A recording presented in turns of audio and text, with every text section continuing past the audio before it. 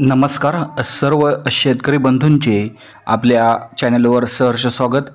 सर्व शेतकरी बंधूंना सर्वप्रथम आजचा दिवस जो आहे तो चांगला आणि आनंदाचा जावो ही ईश्वरचरणी प्रार्थना। तर बघूयात सध्या सोयाबीनचे मार्केट काय आहेत।